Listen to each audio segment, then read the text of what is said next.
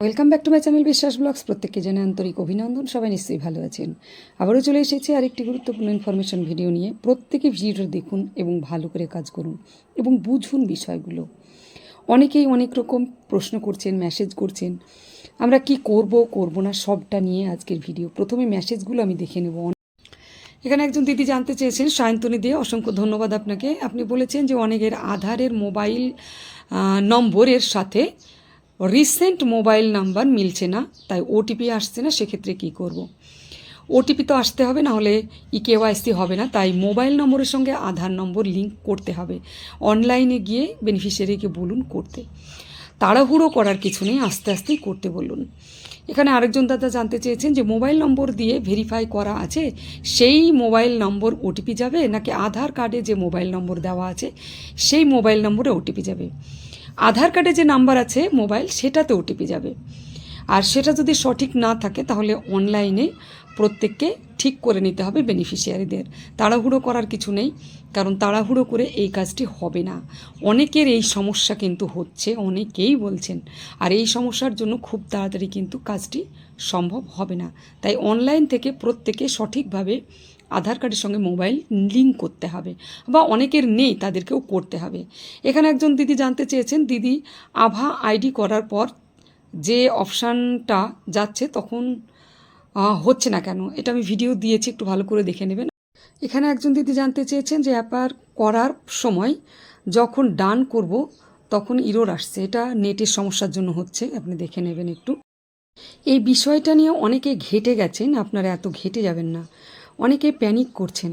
দেখুন, এটা ইকেওয়াইসি করতে বলেছে মানে আপনাকে আজকেই করে ফেলতে হবে এমনটা নয়। আধার নম্বর যদি না ঠিক থাকে, মোবাইলের সঙ্গে লিঙ্ক না থাকে, আপনারা কি করতে পারবেন? পারবেন না।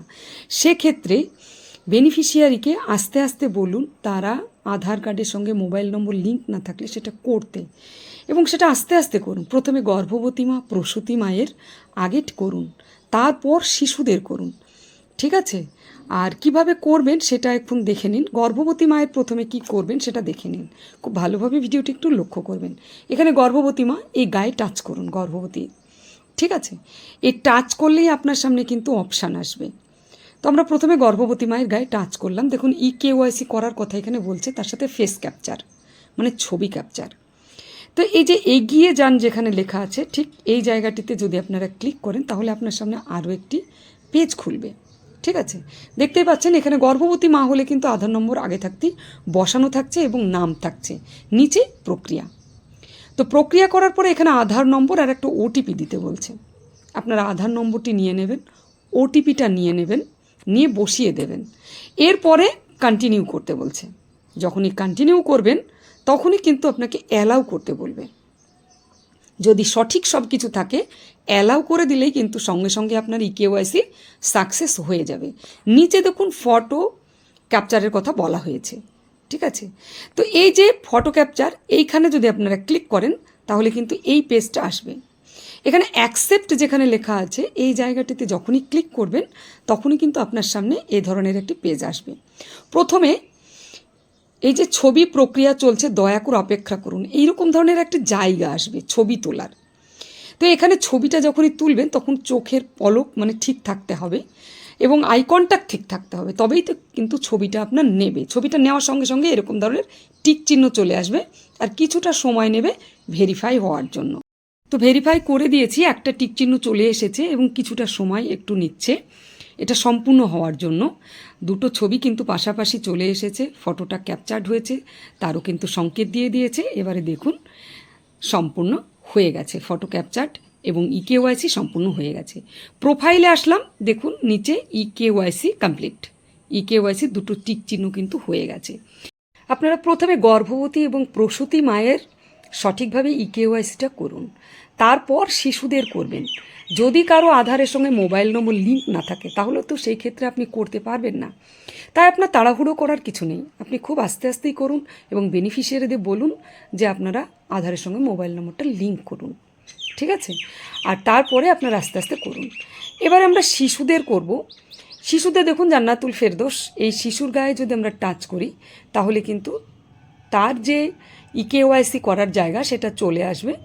আর এই যে দেখতে পাচ্ছেন এগিয়ে যান, এই জায়গাটিতে যখনই ক্লিক করবেন তখনই আপনার সামনে কিন্তু একটা আরও পেজ খুলবে।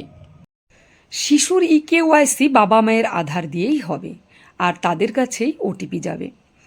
আচ্ছা, এরপরে প্রক্রিয়া, নিচে ক্লিক করুন, এখানে আধার নম্বর দিতে বলছে। আপনারা শিশুর ওখানে দেখে নেবেন বাবার না মায়ের আধার দেওয়া আছে। মায়ের যদি আধার দেওয়া থাকে মায়ের আধার নম্বরটি বসিয়ে দেবেন, ক্যাপচা বসিয়ে দিয়ে কন্টিনিউ করে নেবেন।